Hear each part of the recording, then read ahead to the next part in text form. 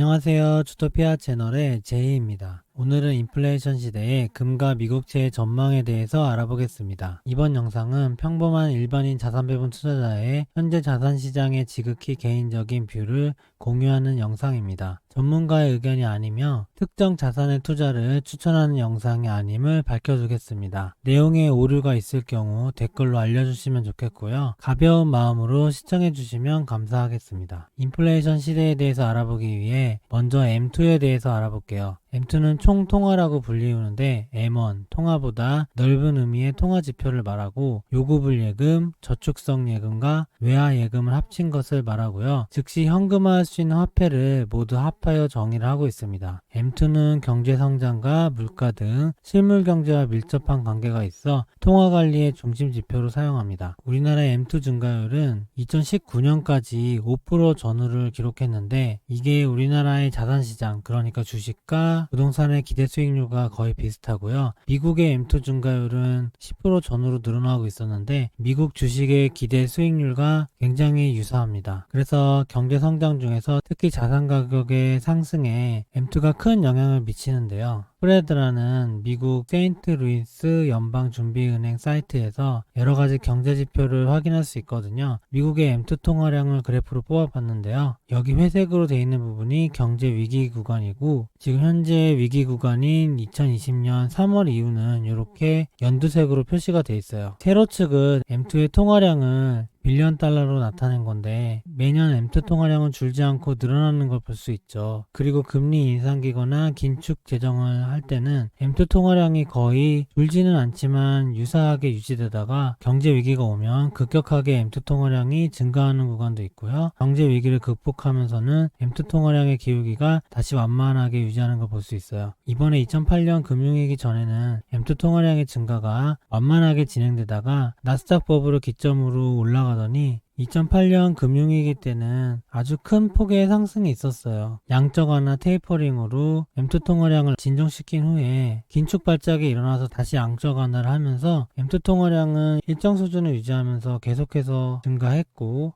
거의 연간 10% 정도씩 M2가 증가하게 됐어요. 근데 2020년 코로나 팬데믹 위기로 인해서 2020년의 증가폭만 전년 대비 25%가 증가하게 된 거예요. 이 기울기를 보면 예전과 정말 차원이 다른 통화량이 풀려있는 거를 아실 수가 있을 텐데요. 지금 기울기가 조금 완만해지고 있는데 연준에서 통화량 관리를 해서 아무래도 기울기를 낮춰야겠죠. 기울기가 높아진 걸 유지하면은 정말 하이퍼 인플레이션으로 파국으로 가는 길이기 때문에 그렇게는 안 하고 최소한 예전 기울기인 연간 10% 정도 근처까지 내리려고 엄청 노력을 할 것 같아요. 근데 2020년은 25%가 증가돼 있고 2021년, 22년에도 바이든 미국 정부가 재정정책으로 경기를 부양시켜야 되기 때문에 미국의 M2 통화량이 2020년만큼 증가하지 않을까라고 추측은 하고 있어요. M2 증가의 기울기가 과연 2021년, 2022년에는 어떤 식으로 진행될지, 과연 예전처럼 돌아갈 수 있을지 아니면은 현재 수준을 유지할지 생각해 봐야 될 것 같고, 이거는 미국 M2의 증가율을 표시한 거예요. M2의 증가율은 금융위기 전에는 안정적일 때는 5%까지도 될 때도 있고 위기가 오면 10%까지 증가하고 이 선에서 왔다 갔다 했죠. 심지어 금융위기 때도 나스닥 버블 때 10%를 찍은 이후에 다시 내려가서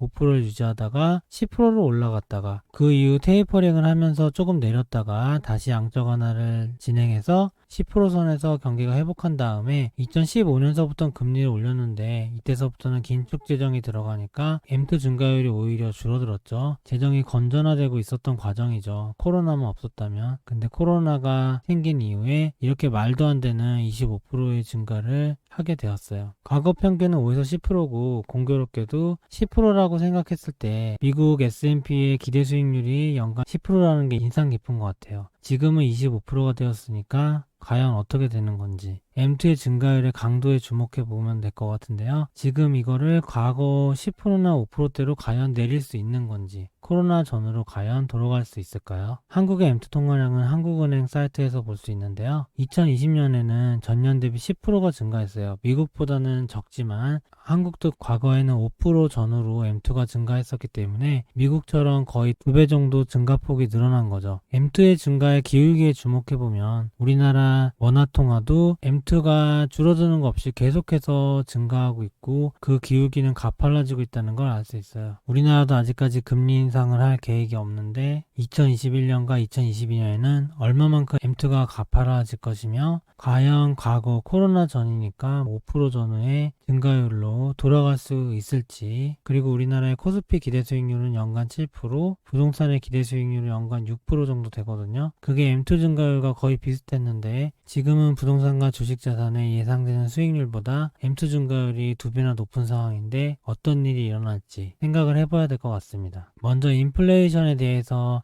좀 더 깊게 생각해 봐야 되는데요. 통화량의 증가로 화폐 가치가 하락해서 모든 상품의 물가가 전반적으로 꾸준히 오르는 경제 현상을 인플레이션이라고 해요. 국가에서 소비자 물가 통계를 작성하죠. 그래서 우리가 흔히들 잘못 알고 있는 경우가 인플레이션 하면 물가가 생각나잖아요. 물가는 또 소비자 물가를 보통 통계로 쓰니까 소비자 물가를 생각하게 되고, 말 그대로 소비자 물가 지수에 있는 물건의 가격을 바탕으로 인플레이션을 말할 때가 많은데, 실제로는 인플레이션은 화폐 가치 하락으로 인해서 모든 상품의 물가가 오르는 거지만, 모든 상품이라는 곳에는 생필품만 있는 게 아니고 집이나 자동차, 유가증권 같은 자산의 가격도 있는데, 소비자 물가 상승과 자산 가치 상승의 차이를 알아야 될 것 같아요. 소비자 물가는 국가에서 그냥 통계 지수를 작성하는 거기 때문에 실제 통화량 증가로 인한 화폐 가치 하락을 완전히 포함하고 있지 못해요. 작년 우리나라 기준으로 M2는 10%가 증가했지만 물가는 1%밖에 증가하지 않았어요. 그러면은 지금 인플레이션이 1%만 일어난 걸까요? 아니면 10%가 일어난 걸까요? 인플레이션은 M2 증가에 연관시켜서 생각하는 게 맞고, 소비자 물가보다는 자산 가치에 중심을 두어서 생각하는 게 현실적으로 맞아요. 그리고 자본주의 사회에서 소비자 물가와 자산 가치 둘 다 중요하지만 우리가 그냥 하나의 소비자로서만 사는 게 아니고 하나의 자본가로서도 살 수 있는 거잖아요. 근로소득으로 돈을 모으고 집을 사는 것도 다 자산을 축적하는 과정인데 자산 가치의 변동이 엄청나게 중요하거든요. 어떻게 보면은 일반 소비자 물가보다 더 중요한 걸 수도 있는 거죠. 그래서 앞으로 인플레이션을 생각할 때 상품의 물가에 집중하지 말고 화폐 가치 하락, 자산 가치 상승에 집중을 해서 보자는 거죠. 그럼 인플레이션 시대의 TLT는 어떤 변화가 있을까요? 미국 장기채 TLT는 금리 인상기에는 가격이 하락하고 금리가 고점을 찍고 금리 인하기에는 가격이 상승하는데요. 금리 인하기는 경제 위기가 오는 시기이기 때문에 여기 회색으로 된 부분이 금리 인하기겠죠. 금리를 확 내렸기 때문에 M2 증가량이 확 늘어난 거죠. 여기 회색에도 보면요. M2 증가량이 확 늘어날 때는 미국 장기채 TLT가 위험자산 주식을 해칭하는 역할을 하는 건데 2020년 3월 코로나 이후로 M2 증가량은 기존과는 비교가 될 수 없는 2배 이상의 증가를 했어요. TLT도 TLT가 가지고 있는 에너지의 2배 이상을 소모했다고 봐도 되죠. 왜냐하면 TLT가 힘을 모으려면 다시 금리가 올라가야 되는데 너무 돈을 많이 풀어버려서 여기서 금리를 올린다는 거는 거의 폭탄을 터뜨리는 것과 똑같죠. 그래서 앞으로 금리 인상의 최대치가 어느 정도일지, TLT가 금리 인하기 때 역할을 하긴 하지만 금리 고점이 더 높을 때 더 큰 역할을 하게 되는데 2009년 금융위기 때는 금리 고점이 5%였고 2020년 코로나 전에는 금리 고점이 2.5%였거든요. 근데 이렇게 통화량이 증가한 상황에서 과연 예전 금리 고점인 2.5%까지 경제 위기가 없이 무사히 올라갈 수 있을지, 그런 게 걱정이 되는 거죠. 양적 긴축과 금리 인상으로 통화량 증가율을 하락시켜야 하지만 과연 할 수 있을까? 금리 인상의 최대치는 어느 정도일까? 예전 2.5%보다 과연 높아질 수 있을지 우려가 되는 거고, 금리 고점이 낮아질수록 안전자산으로서의 TLT의 해칭 능력이 예전보다 못하다고 예상이 되는 거죠. 미국 장기채 TLT는 금리 고점에서 금리 저점으로 내려갈 때 힘을 발휘하는데 이번 사이클의 금리 고점은 직전 고점이 2.5%보다 낮을 가능성이 높기 때문에 다음 위기에서는 TLT의 위기 해칭 능력이 이번 위기보다 더 약할 수도 있다는 예상을 할 수 있는 것 같아요. 인플레이션 시대의 금에 대해서 알아볼게요. 현물금 ETF인 GLD ETF가 있는데 1년 차트를 보면 2020년 8월에 고점을 형성한 이후에 2021년 3월까지 하락했어요. 금 선물 시장 규제를 미국이 했거든요. 그렇게 시장 개입을 하니까 금이 계속 오르지 못하니까 금을 투자하던 많은 기관 투자자들이 금의 대체 자산을 찾게 됐고, 금 2.0 비트코인의 발견으로 인해서 금을 투자하던 자금이 비트코인으로 간 양도 상당하고요. 실제로 2020년에 금에 유입된 자금보다 비트코인에 유입된 자금이 더 많은 날이 일어났어요. 시가총액은 지금 금이 비트코인보다 10배 정도 많은데, 새로운 자금 유입은 비트코인이 더 많았다는 거. 그리고 8월달까지는 금과 비트코인이 같이 올라가고 있다가 8월 이후부터 금만 떨어지고 비트코인은 훨씬 더 많이 올랐거든요. 그런 퍼포먼스의 차이. 그리고 금을 규제해서 금 2.0을 산다는 것보다 새로운 디지털 자산인 비트코인의 이해가 젊은 층을 바탕으로 금보다 더 친숙하게 안전자산으로 인식되고 있어서 금은 진정한 돈, 신의 금속이라고 불리우잖아요. 명목 화폐가 있기 전에 4,000년 전부터 인류의 가치 저장 수단을 해온 금인데요. 화폐 가치 하락을 해칭하는 금이라는 역할이 비트코인과 나눠지고 있고, 심지어 비트코인이 금보다 더 우월한 장점도 많기 때문에 현재로서는 금의 장점을 비트코인이 넘어서고 있는 상황이고, 이번에는 현물금 ETF인 GLD ETF와 비트코인을 비교해보면 1년 차트를 비교했을 때 금은 2020년 8월에 최대 수익 30%를 찍었어요. 1년간에. 그리고 현재 수익은 여기서부터 16%가 하락해서 14.4%의 수익을 거두고 있네요. 1년 동안 14%니까 금 기준으로는 나쁜 수익률은 아니에요. 금은 원래 연평균 7% 정도씩 성장했었거든요. 근데 비트코인은 1년 동안 수익률이 무려 954%예요. 그러니까 10배가 올랐네요. 금으로 유입되는 자금보다 비트코인으로 유입되는 자금이 더 많고, 최대 수익률 기준으로 따져도 1년간 30대 950으로 비트코인의 압승이 된 거죠. 그리고 아까 말씀드린 것처럼 미국의 M2 통화량이 25%나 증가했다고 했죠. 근데 금에 예상되는 평균 수익률은 7%예요. 예전에 미국이 M2가 10% 전후로 상승할 때는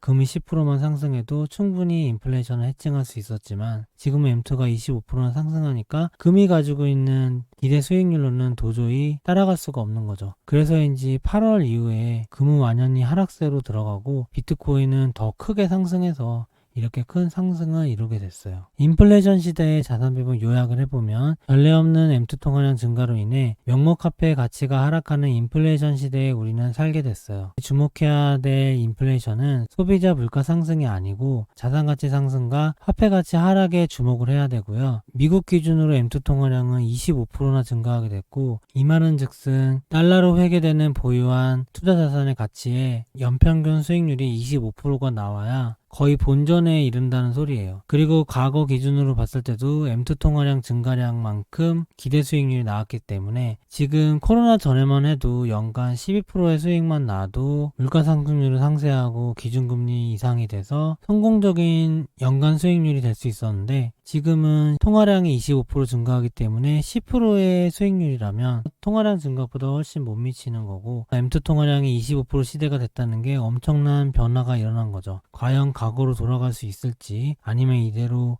인플레이션이 진행돼서 하이퍼 인플레이션으로 향하는 길로 가고 있는 건지. 미국에서는 이거를 현대통화이론 MMT라고도 얘기하잖아요. 이미 이론적으로 그런 바탕을 이야기하고 있는 상황이죠. 명목화폐 부채 기반의 자산 상승폭이 제한적이기 때문에 부동산과 주식의 상승률은 한계가 있을 수밖에 없어요. 우리가 상식적으로 알고 있죠. 부동산이 무한정 오를 수는 없잖아요. 부동산을 최대한 올릴 수 있는 레버리지, 즉 영끌에서 쓴 레버리지 이상 부동산 가격이 올라갈 수는 없죠. 왜냐하면 더 살 수 있는 사람이 없기 때문에. 주식도 마찬가지예요. 기초통화 달러라는 명목 화폐의 기반으로 한 자산들은 상승폭이 제한되어 있다는 거고, 이미 최대치까지 상승한 상태인 거죠. 근데 여기서 어떻게 CAGR 25%를 더 낼 수 있냐, 이런 고민을 해봐야 되는 거고요. 금은 왜 금 2.0에게 자리를 내주었는지 고민이 필요하고, 미국 장기채 TLT는 안전자산 역할을 예전처럼 할 수 있을지, 예상되는 금리 최고점이 훨씬 낮기 때문에 안전자산의 역할이 약화되는 건 아닌지. 그래서 자산배분 투자할 때 당연히 위험자산 주식은 넣지만 대체자산으로 금도 투자하고 안전자산으로 미국 장기채를 투자하잖아요. 위험자산 주식, 안전자산 미국채, 대체자산 금, 그리고 현금, 이렇게 네 가지 자산이 기본 베이스인데 알려진 예상 수익률이 10% 전후였거든요. 저 같은 경우는 12% 정도 거두고 있었는데요. 지금 M2 통화량이 25%가 되고 앞으로도 계속 20% 전후를 기록한다면 과연 CAGR이 10%대로 성공적인 투자를 할 수 있는 건지, 아니면 내 자산이 화폐 가치 하락으로 인해 줄어들고 있는 건지. 그래서 CAGR을 20%대로 높이기 위해서 어떤 투자의 패러다임의 전환이 필요한지, 이거를 고민해야 될 시점이 이제 온 것 같아요. 이런 고민을 통해서